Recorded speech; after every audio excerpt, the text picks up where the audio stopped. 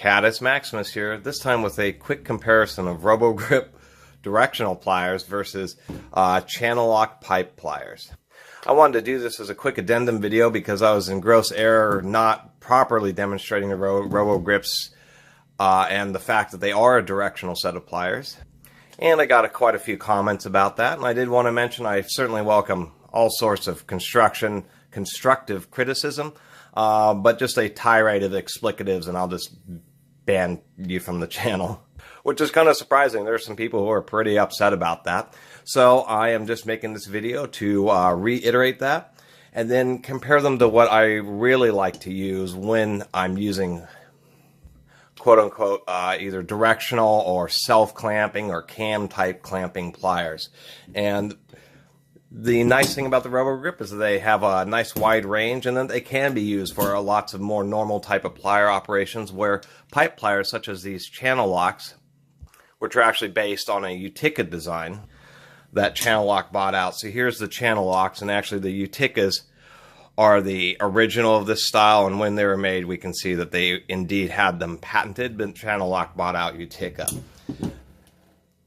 The error that I had that was really bad in the last video is when I was using these, I was using them incorrectly. And let me get a demonstration up here.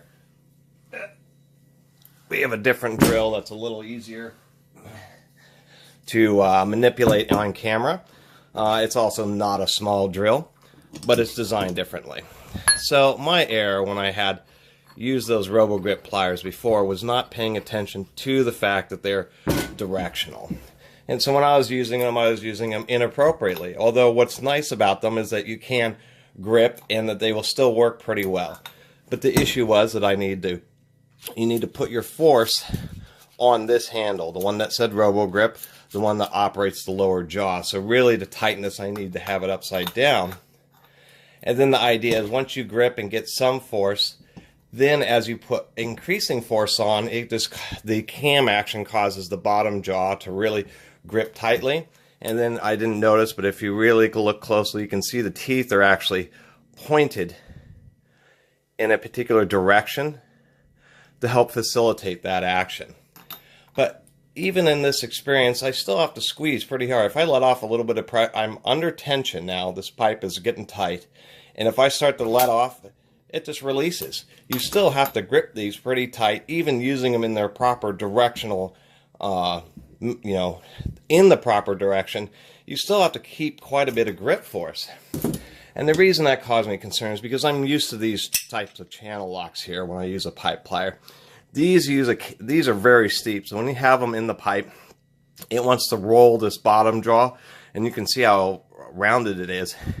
It wants to roll it inside the pliers, and they're just more intuitive, and they seem to have a far better grip force. The sacrifice you make is, of course, you need a bigger, heavier plier, and it has less overall range for the same size and essentially size and handle length, because these both RoboGrips and these are both about the same, like 7 inches or so. Well, what has made I've gotten used to these is these just work so much more intuitively.